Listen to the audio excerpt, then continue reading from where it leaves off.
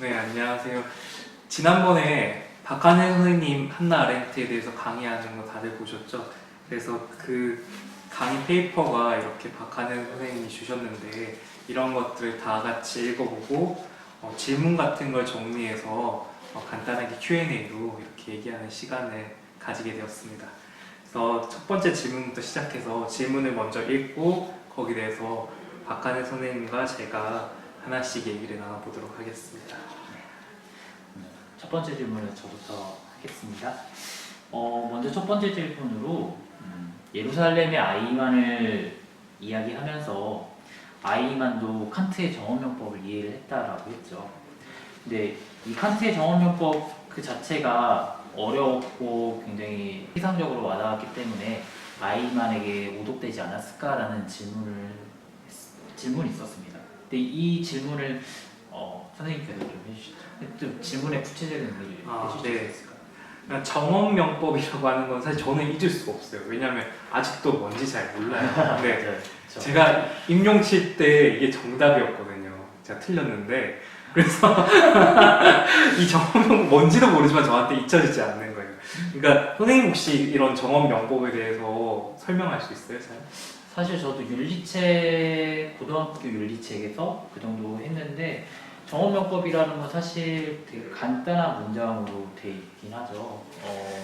나의 의지의 원칙이 어떤 보편적인 그런 진리라고 할 수 있는 이성의 원칙에 부합하게 자신이 노력해라 라고 하는 것으로서 굉장히 이성적이고 합리적인 존재로서 인간을 바라봤고 거기서 나온 도덕의 보편적인 명제라고 저는 이제 받아들이고 그렇게 해석하는 것 같거든요. 그러니까 제 생각에는 이 질문 자체가 지금 설명하는 거를 아시는 분은 아시겠지만 저는 지금 들어도 잘 모르겠거든요. 근데 이런 설명이 하나의 문장으로서 사람들에게 받아들여진다면 이 정말 맥락이나 이런 걸 이해 못하고 마치 하나의 내가 이런 원칙을 지키고 있어, 내가 정언명법을 알고 있어 이런 식으로 하나의 진리나 법칙, 원칙, 자신의 행동을 정당화하는 도구로서 아이만에게 사용되지 않았습니까? 이런 의미로 첫 번째 질문을 하셨던 것 같아요.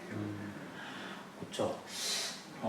사실 저도 굉장히 읽으면서 아이러니했던 게 이 칸트가 사실 아렌트와 아이만 동갑이었거든요. 진짜요? 네, 네. 같은 해 독일에서 태어난 동갑이었고 둘 다 칸트의 정언명법을 이해를 했어요. 사실 아렌트의 어렸을 때부터 이제 학문을 하고 철학을 하는 데서도 가장 기반이 되었던 게 칸트였거든요. 칸트랑 같은 고향의 사람이.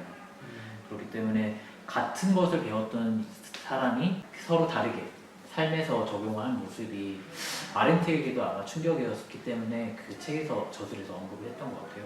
저는 그래서 이런 칸트의 이런 이론 이런 게 어떤 의미에서는 줄기세포이지 않을까라는 생각을 했어요. 그래서 줄기세포가 어떻게 되면 사람에게 이로운 세포가 될 수도 있지만 암세포로 변할 수도 있잖아요. 그래서 이 정말 하나의 가능성인데 이게 어떻게 성장하냐에 따라서 아이 희망과 한나 아렌트라는 사람으로 남았던 것 같다는 생각이 듭니다.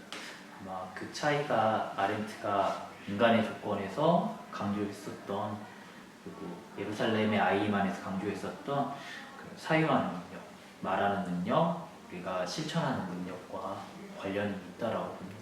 아마 거기서 아렌트와 아이만도 차이가 생겼었겠죠. 네, 그래서 아마 이런 아이만의 성격은 이런 철학이나 사상 같은 게 하나의 문장, 하나의 구호로서만 남았을 때 사람들에게 미칠 수 있는 악영향 이런 것들도 있지 않을까 이런 생각이 드는데요.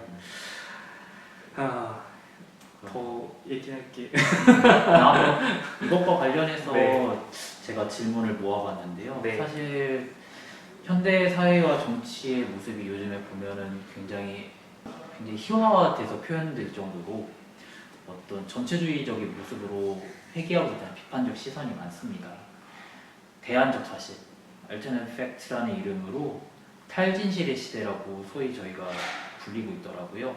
이런 기존 진실에서 벗어난 자신이 원하는 진실을 취사 선택한 잣대로 사고하고 아주 폭력적인 테러리즘의 방식을 옹호하는 이런 극단주의적 세력이 부상하고 있고 전 세계적으로 지금 몇 년째 화두가 되고 있는데요. 대부분 사람들이 이것에 대해서 분류를 할 때 어떤 정보기술과 정보기술의 그런 부정적인 면, 발달의 부정적인 면과 양극화를 꼽는 것 같아요. 근데 질문에서도 이러한 질문이 각각 하나씩 와서 저희가 여기 대해서도 한번 이야기를 해보면 좋을 것 같아요. 네. 그두 번째 질문을 제가 한번 읽어볼게요. 정보화 기술의 발달로 원자화된 대중이 거대화될 가능성이 더 높아지지 않았는가? 두 번째 질문. 근데 사실 정보화 기술이 발달했다라고 하면은 교과서에서 흔히 이야기하는 표현은 굉장히 네트워크가 활성화돼서 많은 사람들이 기존에 연결되지 않았던 사람들도 그 연결망이 더 촘촘해지고 더 가지가 뻗어나가고 그렇게 하면서 조금 더 평등한 그런 민주주의적인 모습을 갖출 수 있다라고 우리가 이야기를 했는데 사실 저도 개인적으로 느낄 때도 좀 현실은 그런 모습과 반대되는 모습이 나타나는 것 같아요. 선생님은 어떻게 보시나요? 정보화 기술이라고 하는 게 우리가 생각하는 긍정적인 것보다 우리 주변에서 볼 수 있는 평범한 대중의 정보화 기술은 저는 그냥 카카오톡, 인스타그램 이런 것들이 아닐까라는 생각이 네, 들어요. 그렇죠. 그러니까 우리가 정보화 기술로 해서 서로 소통이 되고 연결이 되고 이런 개방성 이런 걸 얘기하지만 사실 대중들이 접하는 정보화 기술은 어떤 의미에서는 되게 폐쇄적인 커뮤니티로 운영될 수도 있고 폭력성이 조금 더 드러날 수도 있는 그런 상황이지 않을까 생각이 듭니다. 이 페이퍼에서 봤을 때도 원자화된 개인에 대해서는 몇 가지 성향들이 있어요. 그래서 대중은 수적으로 거대하나 본질적으로 고립되어 있다. 이 사실 뭐 흔히 볼 수 있는 SNS에 있는 얘기들이죠. 그렇죠. 각각의 개인이 고립되어 있어요. 근데 고립되어 있지 않다고 생각한 뿐이지 사실 그런 경향이 되게 많다 생각하고 두 번째에서는 외부의 자극에 쉽게 흔들린다. 이 정확한 현상이에요. 사람들이 하나의 현상을 보면 다 같이 몰려들고 어떤 공안 경찰처럼 같이 누군가가 뭘 잘못했으면 다 같이 몰려들어서 욕하고 돌팔매질하고 그러고 있잖아요. 또 마지막 세 번째는 어떤 계급에도 속하지 않겠다는 대중은 본질적으로 폭력성을 띈다. 이것도 내가 SNS에서 나를 표현하는 게 개성이라고 말하지만 사실 개성이라고 하는 거는 정말 사람마다 차이는 있겠지만 정말 그게 진짜 개성일까? 나는 달라 이렇게 생각하는데 이런 게 어떤 의미에서 과시적 욕구도 있고 그런 의미에서 봤을 때 이게 더 원자화된 개인이 생성되는 게 아니라 더 거대한 게 아닐까 이런 생각이 듭니다. 네. 어떤 공통 관심사가 훨씬 더 말초적으로 자극되는 그런 이미지나 명사, 그다음에 더 짧고 간결한 형태의 그런 구호들로서 제시되고 있는 경향이 더 심해지고 있다고 느껴져요. 사실 SNS가 좀 이동해온 걸 보면은 뭐 처음에는 그 옛날 뭐 카페나 뭐 싸이월드 이런 식으로 운영이 됐다가 페이스북 그러다가 뭐 인스타그램 지금 학생들은 틱톡 이런 걸 또 많이 쓰고 하다 보니까 그냥 저희 입장에서 바라봤을 때는 이 매체에 담긴 거기서 이야기하고자 하는 메시지가 과연 무엇들일까라는 생각을 하게 되거든요. 그런 것 같아요. 이게 결과적으로는 SNS나 이런 기술들이 사람을 조금 더 고립시키는 경향이 있지 않나요? 생각이 들어요. 저도 어느덧 생각을 해봤는데 많은 사람들을 만나기보다는 저와 비슷한 의견을 갖고 있는 사람들이 결국 오래된 이제 친구, 팔로워를 남게 되고 그렇게 하다 보니까 사실 접하는 의견이 더욱더 단순해지고 어떤 하나의 의견으로 수렴이 된다는 생각이 가끔 들기도 하더라고요. 일부러 그래서 좀 반대편에 있는 의견을 찾아보고 하긴 하지만은 그럼에도 불구하고 전체적인 사람들의 경향이 이렇겠구나라는 게 또 느껴지거든요. 그래서 본맨이라는 말도 있잖아요. 로봇처럼 이거는 이거야, 이건 이거야. 오히려 이게 기술의 발달로 오히려 기술이 조금 더 인간을 닮아가고 인간이 오히려 기술을 닮아가는 이런 변화의 현상 이게 서로 이렇게 제가 용어가 잘 기억이 안 나는데 그런 싱그레이션인가 특이점 이게 이제 기술이 인간을 이렇게 추월하는 그런 단계이지 않을까 이런 생각도 들게 됩니다. 그렇죠. 네. 세 번째 질문도 연계해서 네. 생각해 볼 수도 있어요. 이게 정보화 기술과도 연관이 있는데요. 사실 정보화 기술 4차 산업혁명 이런 얘기를 하는데 이게 단순히 기술만 발달하는 게 아니라 자본주의 사회가 조금 더 심화된다고 생각할 수도 있거든요. 그래서 세 번째 질문을 읽어보자면 자본주의 사회에서 생계 유지하는 데 급급한 대중들이 공공성을 논하는 정치에 관심을 가질까? 이런 질문이죠. 이게 아무래도 양극화가 굉장히 심화되고 있는 최근의 상황을 이제 염두해두고 해주신 질문 같아요. 사실 되게 많이 느껴지긴 하는 것 같아요. 양극화. 선생님은 이제 저보다 좀 더 오래 사셨으니까 양극화가 심해졌다라는 경향을 혹시 느끼신 적이 있나요? 저는 이게 그래요. 지금 저 온라인 수업 중인데 사실 개인적인 얘기긴 하지만 이틀 전에 학부모한테서 문자가 왔어요. 10시 반, 저녁 10시 반에 누구누구 내일 계약하는데 뭘 준비해야 되나요? 뭐 이런 식으로 질문이 온 거죠. 그러니까 저는 그래서 이게 기분 나쁘고 이런 게 아니었고 그래서 바로 답장했어요. 계약은 몇 월 며칠이고 이렇다. 근데 중요한 거는 이분이 정말 뉴스를 틀면 확인할 수 있는 그런 정보를 전혀 모르고 있다는 거잖아요. 그러니까 이런 분은 정말 저도 그분이 되게 바쁜 걸 알아요. 그래서 학교에서 기본적으로 제공하는 소식들 하나도 모르세요. 예를 들자면 교과서 나눠주는 날짜가 언제인지도 모르고 나눠주는지도 모르고. 근데 이게 단지 그분을 탓할 만한 상황인가 이런 생각이 드는 거예요. 그러니까 너무 바쁘시니까 당연히 신경을 못 쓰는 게 아닐까. 그러면 자기가 사랑하는 아이에게도 그런데 정치나 이런 것들에는 더더욱 관심을 가질 수 없을 거라 생각이 들어요. 정말 경제적 양극화가 아까 선생님 얘기하셨던 것처럼 그 정보 자체를 어떤 소유하거나 공유받거나 하는 데서도 큰 격차가 일어나게 되고 정보지능화 사회라고 하다 보니까 그 자체가 사실은 새로운 생산 수단이 되는 거잖아요. 어떤 경제학적 의미로 보면 그러한 이론적인 측면에서 봐도 아니면 저희가 현실에서 느끼는 것만 봐도 이 양극화라는 것 때문에 굉장히 교육에서도 굉장히 격차가 커지고 그 다음에 그 격차에서 너무 벌어져서 밑으로 들어간 곳에서는 가정의 그 역할도 오히려 점점 더 붕괴하고 있다라는 생각이 들거든요. 교사가 사실은 그런 가정에게 조금 더 아예 신경 쓰세요 이런 말을 하고 싶은데 사실 이런 건 개인적인 자존감과도 관련된 문제라서 꺼내기가 상당히 조심스러워요. 또 옛날 얘기긴 한데 제가 예전에 근무했던 학교가 빌라촌 같은 곳이었어요. 그래서 빌라촌 법이 저도 그때 알았는데 이게 40가구가 있으면 놀이터를 지어야 되는데 법적으로. 맞아요. 근데 거기 있는 빌라촌 전부 다 39가구인 거예요. 모든 40도가 안 되게 네, 그래서 거기에는 놀이터 하나도 없어요.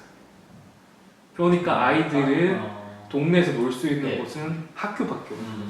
근데 학교밖에 없으니까 아이들은 학교에 올 수밖에 없는 거고 학교에 유일하게 있는 그 동네 유일하게 있는 그네를 가지고 1학년과 6학년이 싸우고 있는 거죠.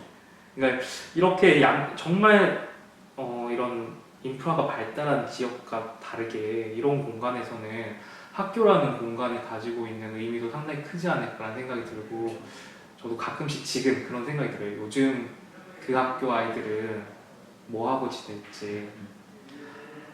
그러니까 그 자본주의 사회에서 정말 이렇게 생계 유지하기 급급한 그런 사람들, 그런 학생들이 소외되고 있는데 우리가 할 수 있는 건 뭔가 이런 생각도 자꾸 드는 것 같죠. 네.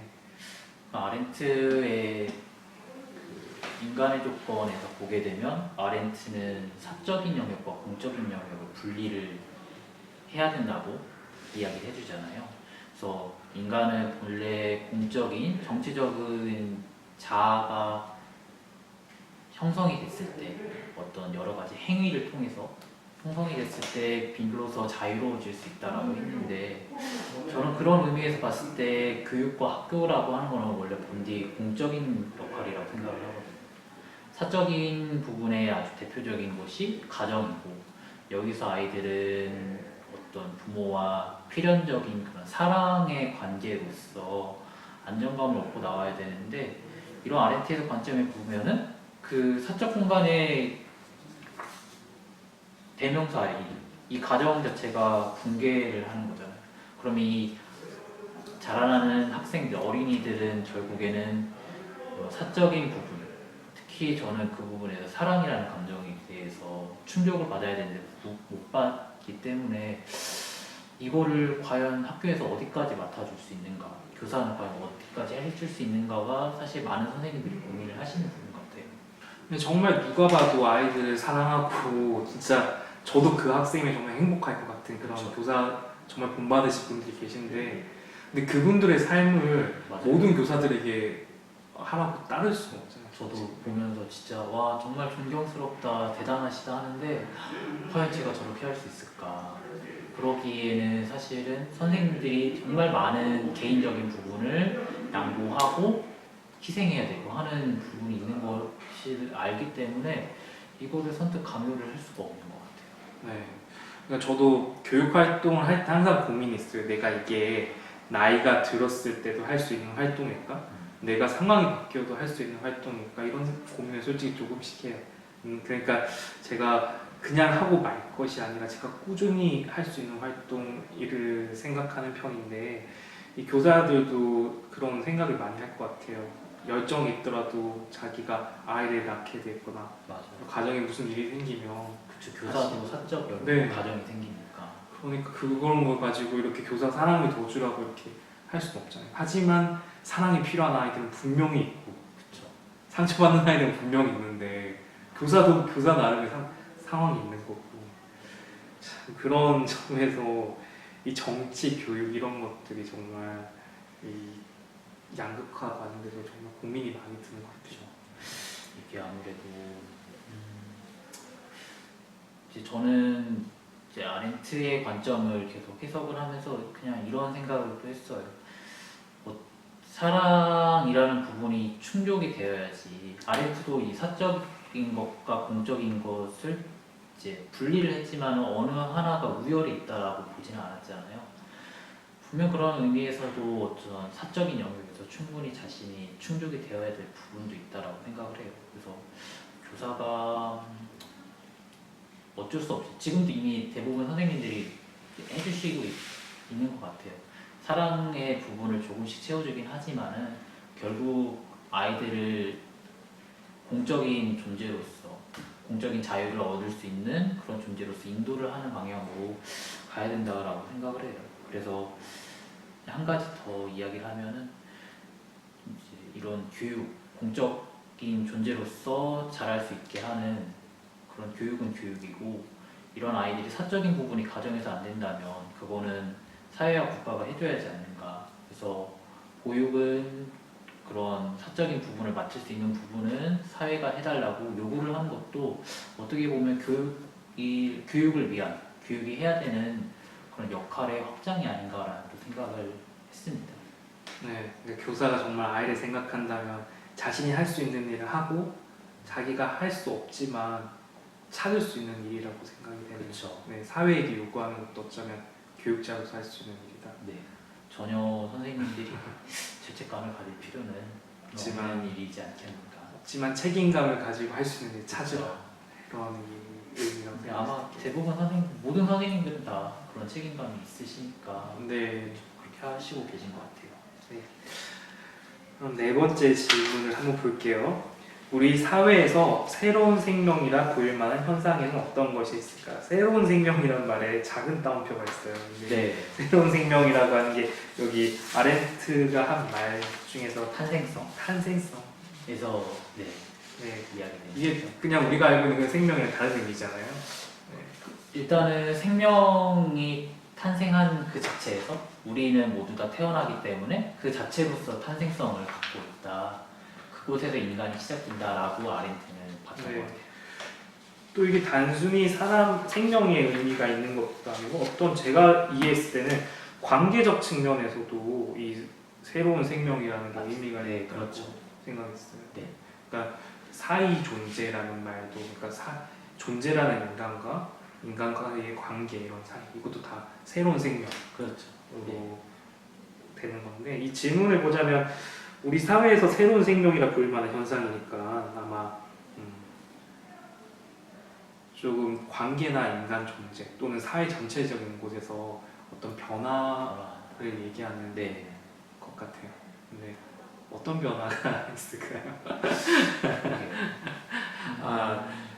저는 지금 언뜻 생각나는 게 요새 저도 집에 있을 때 순풍산부인과를 옛날 거 레전드 영상에서 보고 있는데 지금 보면 좀 뜨아한 게 많아요. 그러니까 예를 들자면 노래방 도우미를 예사스럽게 가고 되게 자연스러워요. 그렇죠. 가서 근데 이제 남자가 그거에 대해 쑥스러워하니까 저 친구 순진한 친구네 이렇게 웃으면서 얘기하는데 그게 온 가족이 보는 시간대에 방송이 됐던 거잖아요. 담배도 어디서나 막 피고. 그렇죠. 예전에는 네. 모자이크도 없고 했습니다. 네네네.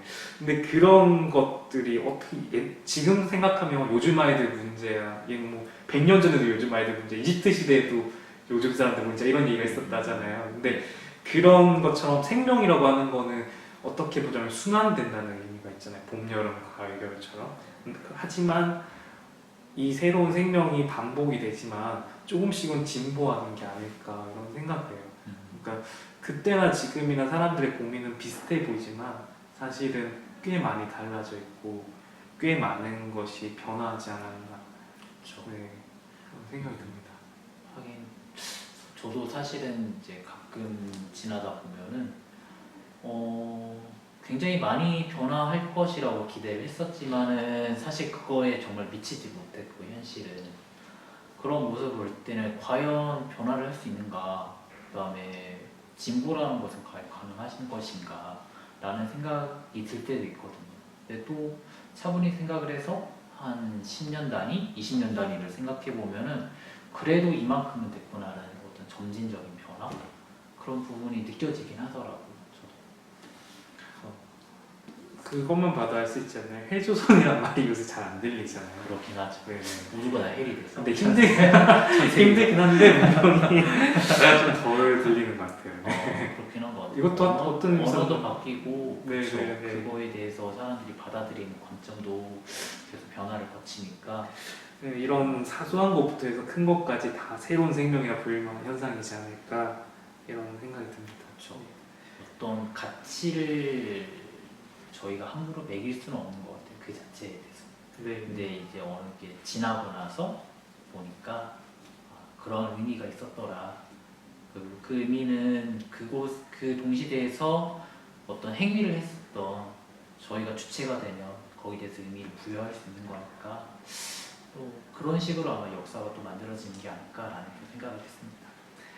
네. 그럼 5번째 질문을 볼게요. 여기에도 작은 따옴표가 있어요. 교실을 정치적 공간으로 설정하기 위해서 교사는 어떤 교육 행위를 하면 좋을까?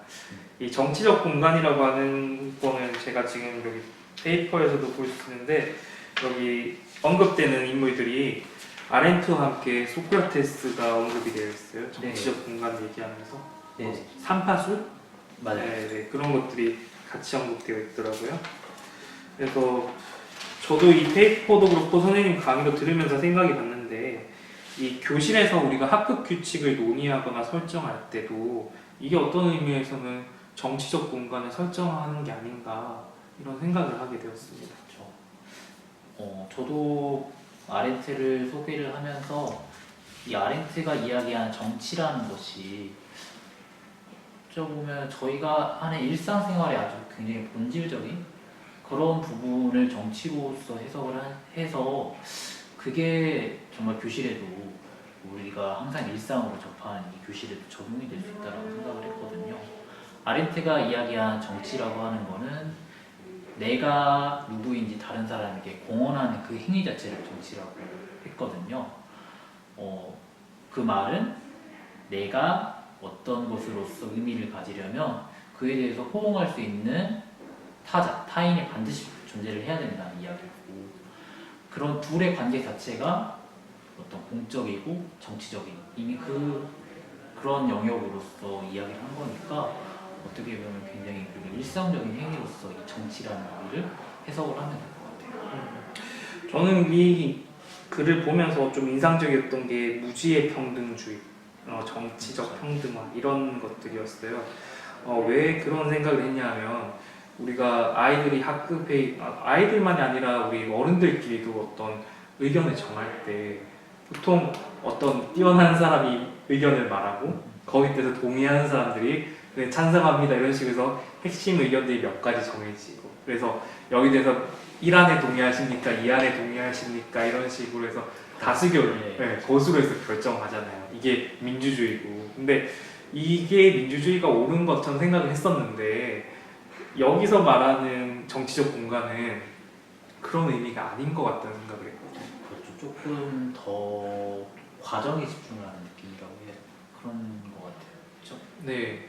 그러니까 내가 정답을 말하는 게 중요한 게 아니라 나 자신을 그냥 진실되게 말하라. 내가 모순되지 않게 표현해라. 정말 나 자신을 표현할 수 있고 그것들이 정말 다양하게 존중받을 수 있는 곳이 이 정치적 공간이라고 얘기를 하는 것 같아요. 그렇죠.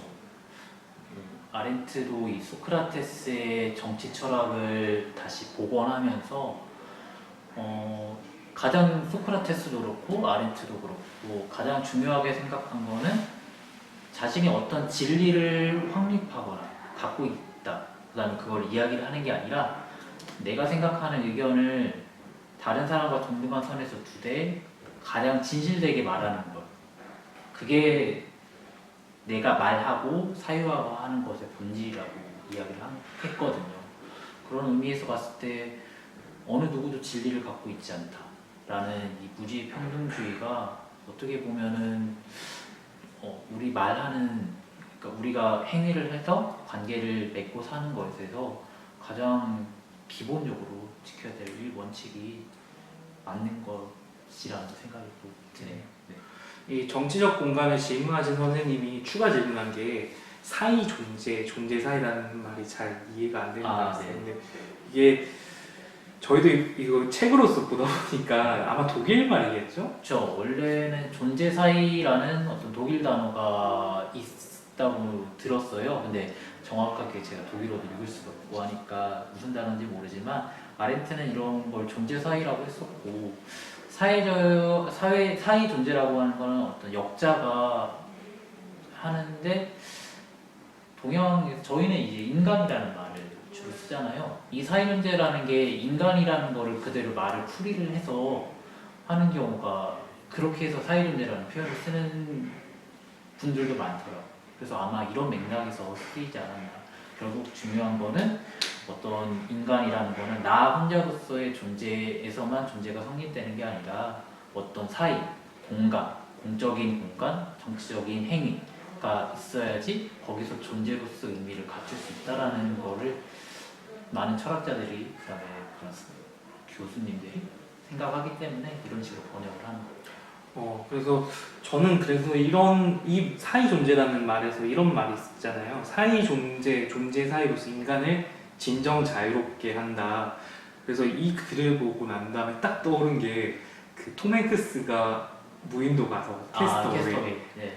그 오로지 존재 한 명이 있었잖아요. 사실 정말 자유롭다 생각하는데 자유롭지 않았잖아요. 그러니까 우리가 생각하는 자유는 개인의 자유가 아니라 그렇죠. 결국에는 누군가와 함께하는 곳에서의 자유를 말하는 게 그게 진정한 자유다 이런 생각이 들었어요. 인간이나 존재 자체가 사이에서. 거기서도 사실 톰 행크스가 버틸 수 있던 거는 윌슨이라는 어떤 존재를 어떤 만들었죠. 존재가 네. 만들었기 때문에 그게 사실은 가장 중요한 생존의 조건이었기 때문에 네. 그렇기 때문에 그 영화도 어떤 사회 존재로서 인간을 더 돋보이게 하고 네. 그런 경향이 있었다는 생각이 듭니다. 그렇다면 이렇게 교실이 정치적 공간이 되어야 된다면 빠질 수 없는 말이 저는 여기서 이소노미아라는 말이었어요. 네. 소크라테스가 한 말인데 이게 지배하지도 지배받지도 않는 공간이라는 그런 의미죠. 관계를 관계. 그래서 이런 이소노미아의 실현을 위해서 필요한 것이 공화주의. 네, 그렇죠. 공화주의라고 하는데 이거는 제가 영상에서도 설명을 했죠. 이소노미아라고 하는 그런 개념이 이제 현대 정치 철학으로 발전하면 공화주의라는 개념으로 되는데 저희 대한민국은 뭘까요? 헌법이 어떻게 쓰여 있나요? 민주공화국. 그렇죠. 네. 민주공화국이라고 했기 때문에 이런 민주주의와 공화주의라는 정치 철학을 나라의 주체로 삼고 있는 곳에서 우리가 살고 있는 거죠. 그래서 이 공화주의라고 하는 거는 어찌 보면은 교과서 교육 목표에도 있는 그런 민주 시민 양성에서도 가장 근원이 되는 철학이라고 또 볼 수가 있을 것 같아요.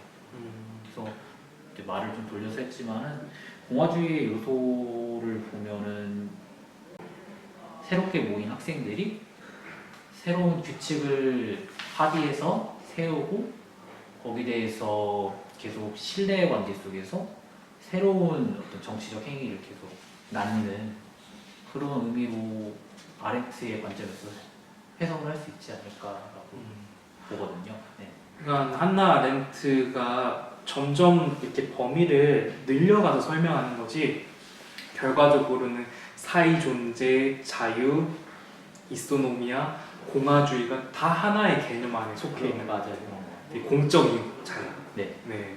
그런 의미에서 된 것 같습니다. 그래서 아까 전에 얘기했던 우리가 지금 다수결이나 이런 민주주의 이런 것과는 반대되는 것. 반대라고 하기 좀 그렇죠? 네. 어쨌든 뭔가 다른 것들. 분명 분리되는 네. 별개의 문제긴 하죠. 다른 그런 것 같아요. 그래서 이런 공화주의 같은 것들이 사실 지금 우리나라에서도 저는 주된 갈등 세력을 뽑는다면 산업화 세력과 민주화 세력 이렇게 서로가 서로를 엄청 싫어하잖아요. 그렇죠. 그런데 이들을 모두 안을 수 있는 것이 어쩌면 공화주의가 아닐까 하는 생각이 들고 사실 너무 얘기가 확장되긴 했는데 아버지 어머니들이 생각하는 그 체계가 아이들에게도 전달이 되잖아요. 그렇죠. 아이들이 와서 선생님 뭐 박근혜는 어때요? 문재인은 어때요? 이런 얘기 하거든요. 그런 그렇죠. 얘기 들어본 적 없어요? 저는 없긴 한데. 저는 있는데 아이들이 분명히 영향을 받아요. 저 옛날에 근무할 때도 선생님 외국에서 온 사람들은 어때 이런 얘기 하는 애들 있는데 그거 맞아요. 집에서 그런 얘기들 듣다 보면 확실히 영향을 받게 그렇죠. 돼요. 그런 얘기는 되게 일상적으로 네. 부모님한테 듣는 이야기를 그대로. 네, 그러니까 이게 우리가 이렇게 공화주의 뭐 이런 얘기를 하는 게 어쩌면 되게 거창한 것 같지만 사실 아이들에게 영향을 미치고 있고 교실도 학교도 작은 사회이기 때문에 선생님이 이런 거에 대한 생각도 가지고 있는 게 상당히 중요하다는 생각이 들어요. 그렇죠. 우리가 이렇게 한나 아렌트 얘기하는 것도 사실은 너무 큰 얘기가 아닐까라고 할 수도 있지만 여기를 바탕으로 교사를 할 수 있는 것도 있거든요. 맞아요. 네, 그래서 이 얘기를 시작하는 거예요. 저는 이것과 관련해서 인상적인 그런 단어, 개념이 두 가지가 있었는데요.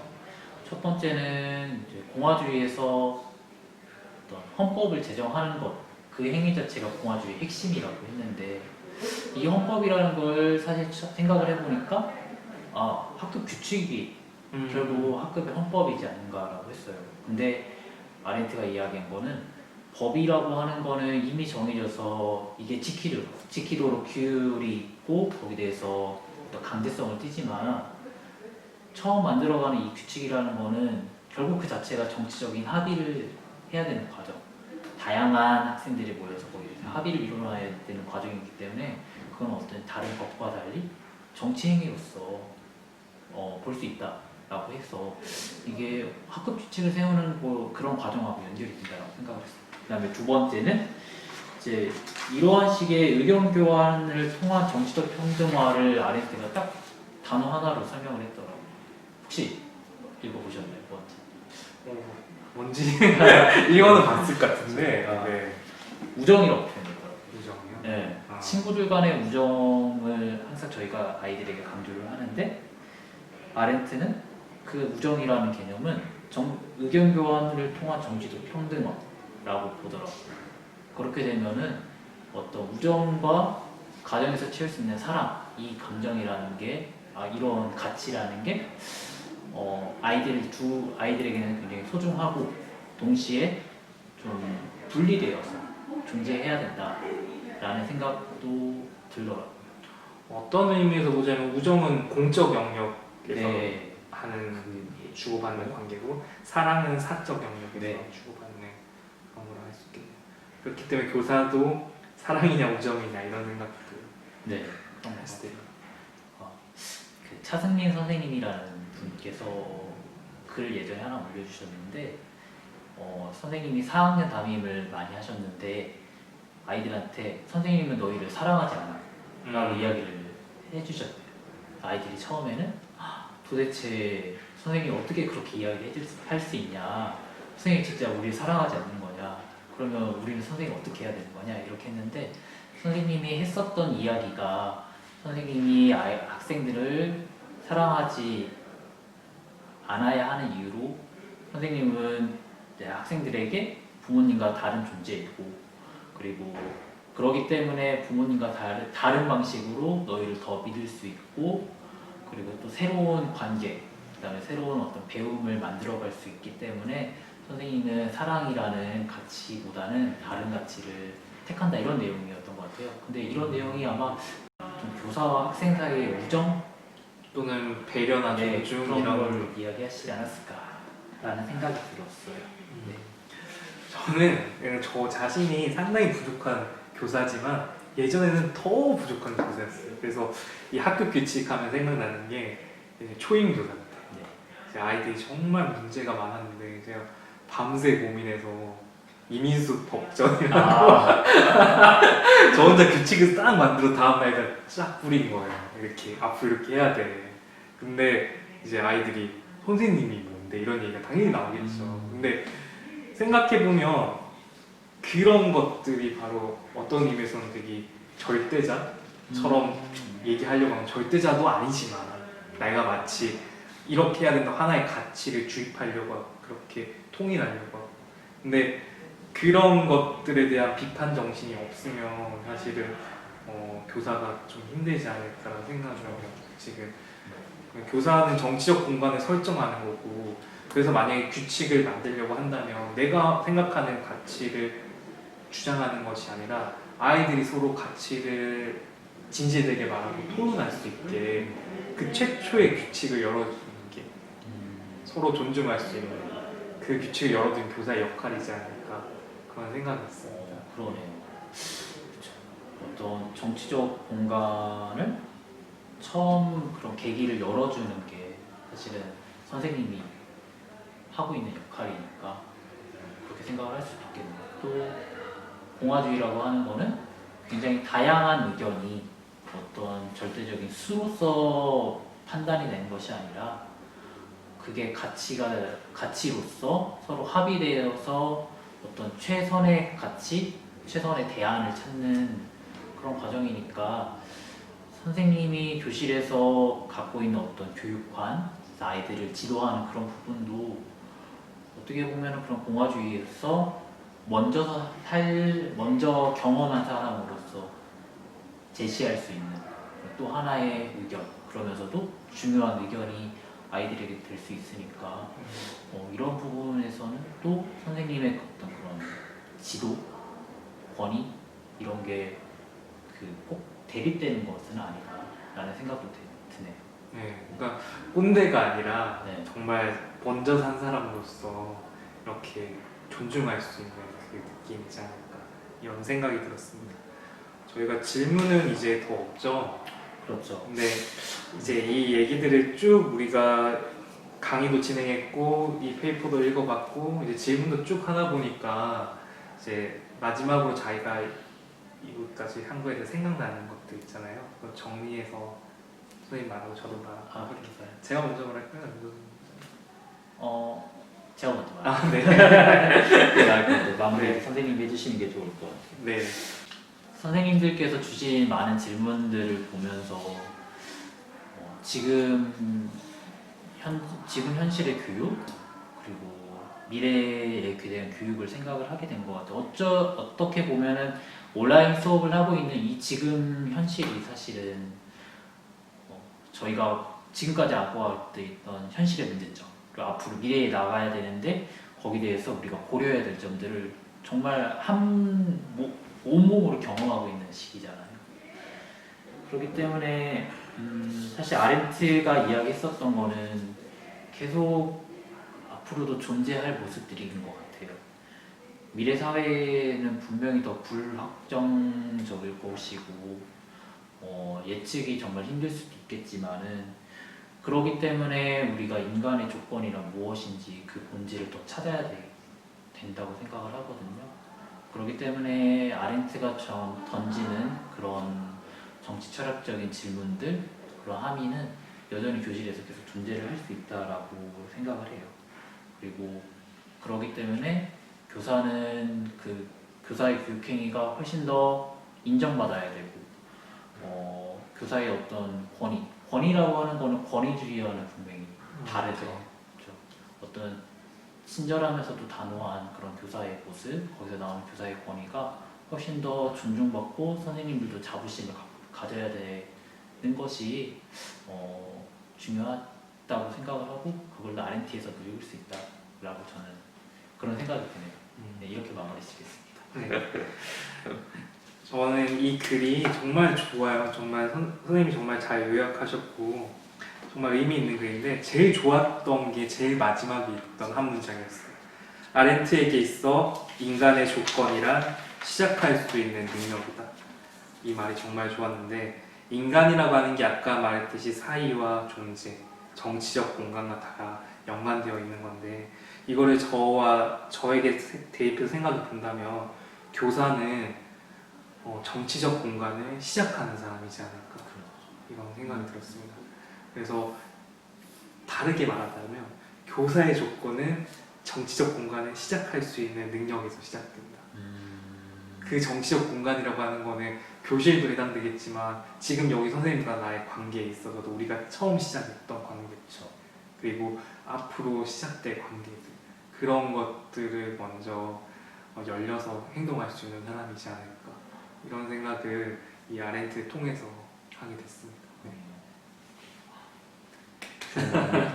정말로 네. 선생님 이야기를 들으니까 저희가 학생뿐만 아니라 교사로서 그 어떤 직업의 의미는 다른 직업과는 좀 사뭇 다른 것 같아요. 결이 네. 훨씬 더 어떤 동료 교사가 나와 동등하고 보다 더 많은 행위를 통해서 관계를 맺고 협력을 해야 된다는 그런 부분에서 선생님의 말씀이 교실뿐만 아니라 어떤 교사의 모든 삶의 전반의 영역으로 확장이 된다라는 의미도 담긴 것 같아요. 네.